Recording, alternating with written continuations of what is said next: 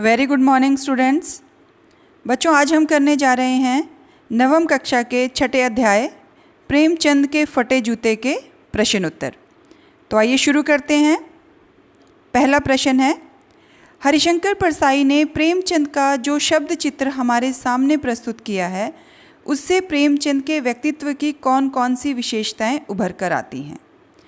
तो बेटा, शब्द चित्र होता है शब्दों द्वारा किसी व्यक्ति का चित्र उकेरना। तो प्रेमचंद के व्यक्तित्व की विशेषताएं, प्रेमचंद गांधी जी की तरह सादा जीवन जीते थे। तो प्रेमचंद जो है वो सादा पहनते थे, सादा खाते थे, सादे उनके जूते होते थे। तो हमेशा वह सादा जीवन जीते थे, ये उनकी पहली विशेषता थी। प्रेमचंद के विचार बहुत ही उच्च थे, वे सामाजिक बुराइयों से दूर रहे। प्रेमचंद के विचार ऊंचे थे, वो सामाजिक बुराइयों से दूर रहे। ये बात उनकी कहानियाँ, उनके उपन्यास हमें दर्शाते हैं कि उन्होंने हमेशा अपनी कहानियों उपन्यासों में सामाजिक बुराइयों को ठोकर मारी, उनके विरुद्ध आवाज़ उठाई, उनसे समझौता नहीं किया। प्रेमचंद एक स्वाभिमानी व्यक्ति थे। बेटा, निबंध में आप लोगों ने देखा कि उन्होंने फटे जूतों के साथ ही अपना फ़ोटो खिंचवा लिया। इससे जाहिर होता है कि वो किसी से मांगने पर विश्वास नहीं रखते थे। प्रेमचंद को समझौता करना मंजूर ना था। प्रेमचंद ने कभी भी सामाजिक बुराइयों से और कुरीतियों से समझौता नहीं किया। उन्होंने हमेशा अपने साहित्य में उनके विरुद्ध आवाज़ उठाई। वे हर परिस्थिति का डटकर मुकाबला करते थे। वो परिस्थितियों से समझौता नहीं करते थे। हर परिस्थिति में वो विश्वास से भरे हुए रहते थे और उनका सामना करते थे। सेकंड क्वेश्चन है बेटा, सही कथन के सामने निशान लगाइए। तो पहला क है, बाएं पाँव का जूता ठीक है मगर दाहिने जूते में बड़ा छेद हो गया है जिससे उंगली बाहर निकल आई है। तो बाएं पाँव का जूता ठीक नहीं था बेटा, बाएं पाँव के जूते से उंगली बाहर निकली थी और दाहिने पाँव का जूता ठीक था, इसलिए ये गलत है। लोग तो इतर चुपड़ कर फ़ोटो खिंचाते हैं जिससे फ़ोटो में खुशबू आ जाए। जब परसाई जी प्रेमचंद को पूछते हैं कि क्या आपको फ़ोटो खिंचाने की समझ नहीं है, लोग तो फ़ोटो खिंचवाने के लिए परफ्यूम लगा कर आते हैं, तो आपसे क्या मात्र धोती नीचे नहीं खींची गई ताकि आपका फटा हुआ जूता छुप जाए? तो ये कथन सही है। तुम्हारी यह व्यंग मुस्कान मेरे हौसले बढ़ाती है।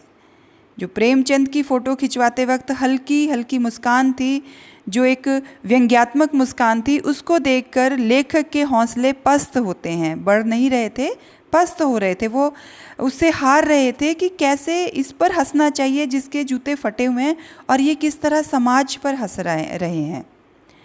जिसे तुम घृणित समझते हो उसकी तरफ अंगूठे से इशारा करते हो। जिसे वो घृणित समझते थे उसकी तरफ पाँव की उंगली से इशारा करते थे, तो ये भी गलत है। तो बच्चों, इसका आंसर होगा, लोग तो इत्र चुबड़ कर फ़ोटो खिंचाते हैं जिससे फ़ोटो में खुशबू आ जाए। हमारा थर्ड क्वेश्चन है, व्यंग को स्पष्ट कीजिए। जूता हमेशा टोपी से कीमती रहा, अब तो जूते की कीमत और बढ़ गई है और एक जूते पर 2500 टोपियाँ नेछावर होती हैं। यहाँ पर जूते का आशय समृद्धि से है, दिखावे से है, तथा टोपी का मान मर्यादा और इज़्ज़त का प्रतीक बेटा टोपी होती है। जब भी हमें कहीं अपनी इज़्ज़त बचानी होती है तो हम कहते हैं कि हमारी पगड़ी की लाज रखना। तो टोपी जो है हमेशा हमारी मान मर्यादा का प्रतीक होती है। वैसे तो इज़्ज़त का महत्व संपत्ति से अधिक है, परंतु आज की परिस्थिति में इज़्ज़त को समाज के समृद्ध और प्रतिष्ठित लोगों के सामने झुकना पड़ता है। आज के समय में बेटा इज़्ज़तदार व्यक्ति और धनवान व्यक्ति में धनवान व्यक्ति को ज़्यादा पूजा जाता है। तो ये भी एक व्यंग लेखक ने इस पाठ में बड़ी सहज भाषा में बताया है। ख है बेटा, तुम पर्दे का महत्व नहीं जानते, हम पर्दे पर कुर्बान हो जाते हैं। यहाँ पर्दे का संबंध इज़्ज़त से है। हम अपनी झूठी इज़्ज़त बचाने के लिए झूठ सच दिखावा कई कुछ करते हैं। जहाँ कुछ लोग इज़्ज़त को अपना सर्वस्व मानते हैं तथा उस पर अपना सब कुछ निछावर करने को तैयार रहते हैं, वहीं दूसरी ओर समाज में कुछ ऐसे लोग भी हैं जिनके लिए इज़्ज़त महत्वहीन है। वो सिर्फ दिखावा करने में विश्वास रखते हैं। आपने देखा होगा बेटा, कोरोना के टाइम में अभी लोगों ने कईयों ने तो खूब सेवा की दूसरों की, पर कईयों ने सेवा का दिखावा करके लोगों को खूब लूटा है। तो यहाँ टोपी जो है वो मान सम्मान का प्रतीक है और जूता जो है दिखावे का प्रतीक है और समृद्धि का प्रतीक है। और आजकल मान सम्मान जो है वो समृद्धि के आगे, दिखावे के आगे छोटा पड़ता जा रहा है। ग है बेटा, जिसे तुम घृणित समझते हो उसकी तरफ हाथ की नहीं पाँव की उंगली से इशारा करते हो। तो परसाई जी कहते हैं कि प्रेमचंद जिसको इस लायक नहीं समझते कि इसकी तरफ उंगली का भी इशारा किया जाए, उसकी तरफ वो पाँव के उंगली से इशारा करते हैं। तभी उनका जूता जो फटा है और वो उन्होंने सहज होकर पहना हुआ है, क्योंकि वो जूता सामाजिक बुराइयों को ठोकर मारते मारते फट गया। तो प्रेमचंद गलत वस्तु या व्यक्ति को इस लायक नहीं समझते थे कि उनके लिए अपने हाथ का प्रयोग करें, हाथ के महत्व को कम करें, बल्कि ऐसे गलत व्यक्ति या वस्तु को पैर से संबोधित करना ही उसके महत्व के अनुसार उचित है। मतलब प्रेमचंद उनको पाँव की उंगली से ही इशारा करने में उनका स्थान समझते हैं, क्योंकि वो ये नहीं समझते कि वो इस लायक भी हैं कि उनकी तरफ हाथ की उंगली का इशारा किया जा सके। तो नेक्स्ट क्वेश्चन है बेटा आपका 4th क्वेश्चन। पाठ में एक जगह लेखक सोचता है कि फ़ोटो खिंचाने की अगर यह पोशाक है तो पहनने की कैसी होगी, लेकिन अगले ही पल वह विचार बदलता है कि नहीं, इस व्यक्ति की अलग अलग पोशाकें नहीं होंगी। आपके अनुसार इस संदर्भ में प्रेमचंद के बारे में लेखक के विचार बदलने की क्या वजहें हो सकती हैं?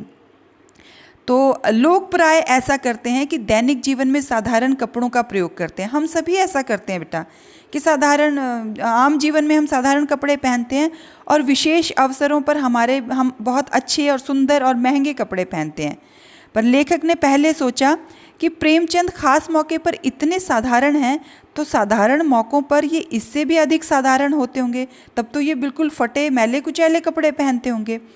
परंतु फिर लेखक को लगा नहीं, प्रेमचंद का व्यक्तित्व दिखावे की दुनिया से बिल्कुल अलग है। वो दिखावा नहीं करते, वो जैसे भीतर से हैं वैसे ही बाहर हैं, जैसे वो साधारण जीवन में है वैसे ही वो फोटो में हैं। तो वो दिखावा नहीं करते। पर आज के जीवन में लोगों में दिखावे की प्रवृत्ति इतनी ज़्यादा बढ़ गई है कि चाहे वो मांगे की ही वस्त्र पहन लेंगे पर दिखावा करने से पीछे नहीं हटेंगे। अगला प्रश्न है बेटा आपका, आपने यह व्यंग पढ़ा। व्यंग मैं आपको पहले भी बता चुकी हूँ बेटा, जब हम किसी बुराई पर अपने शब्दों से कटाक्ष करते हैं तो उसे व्यंग कहते हैं। इसे पढ़कर आपको लेखक की कौन कौन सी बातें आकर्षित करती हैं, कि लेखक का कौन सा जो उन्होंने लिखा तो इस पर आपको कौन कौन सी चीज़ें आकर्षित की। तो लेखक एक स्पष्ट वक्ता थे। लेखक ने जो भी बात कही बिल्कुल स्पष्ट कही। यहाँ बात को व्यंग के माध्यम से प्रस्तुत किया गया है। उन्होंने हर चीज़ पर व्यंग किया और खुद को भी उसमें शामिल किया। वो दिखावे, प्रेमचंद सादे व्यक्तित्व थे तो वो खुद को भी उस समाज में रखते हैं परसाई जी जो दिखावे पर विश्वास करता है। प्रेमचंद के व्यक्तित्व की विशेषताओं को व्यक्त करने के लिए जिन उदाहरणों का प्रयोग किया है वे व्यंग को और भी आकर्षित बनाते हैं। कड़वी से कड़वी बातों को अत्यंत सरलता से व्यक्त किया है। यहाँ अप्रत्यक्ष रूप से समाज के दोषों पर व्यंग किया गया है। तो परसाई जी ने बहुत कड़वे शब्दों का प्रयोग नहीं किया, बिल्कुल सरल शब्दों का प्रयोग करके उन्होंने अपनी बात को पढ़ने वालों के सामने रखा है। और यहाँ जो भी समाज में दोष हैं, सामाजिक बुराइयाँ हैं, उन पर व्यंग करने की कोशिश की है और बिल्कुल साधारण भाषा में करने की कोशिश की है ताकि आम व्यक्ति को वो बातें समझ आ सकें और वो एक बिल्कुल ही स्पष्ट वक्ता हैं। नेक्स्ट क्वेश्चन है बेटा हमारा, पाठ में टीले शब्द का प्रयोग किन संदर्भों को इंगित करने के लिए किया गया है? इंगित होता है बेटा इशारा करने के लिए। टीला होता है बेटा रोड़ा, रास्ते में मुश्किलें, तो ये रोड़ा शब्द जब रास्ते में आप चलते हैं कोई पत्थर आ जाता है तो वो टीला होता है। तो यहाँ जो है टीले शब्द का प्रयोग सामाजिक बुराइयों के लिए किया गया है कि जब आप जीवन की राह में चल रहे हैं तो रास्ते में जो टीले अर्थात सामाजिक बुराइयाँ आती हैं तो उनके लिए ये शब्द प्रयोग किया गया है। तो टीले रास्ते में आने वाली रुकावटों का प्रतीक है। इस पाठ में टीला शब्द सामाजिक कुरीतियों, अन्याय, भेदभाव, जात पात, अमीरी गरीबी, इन सब को इंगित करता है, क्योंकि यह मानव के सामाजिक विकास में बाधाएं उत्पन्न करती हैं। जिस समाज में बच्चों कुरीतियाँ होती हैं, अन्याय होता है, भेदभाव होता है, जाति पाति होती है, वे समाज कभी भी उत्कर्ष की तरफ नहीं जा पाता। इसलिए परसाई जी ने जो टीले शब्द का प्रयोग किया प्रेमचंद के साहित्य में, कि उन्होंने हमेशा रास्ते में आने वाली उन सामाजिक बुराइयों को ठोकर मारी है, उनके विरुद्ध आवाज़ उठाई है, और यही उनके साहित्य की विशेषता रही है। तभी उन्हें उपन्यास सम्राट और युग प्रवर्तक कहा जाता है। तो ये था बेटा हमारा प्रश्न उत्तर। आशा है आप सभी को समझ आया होगा।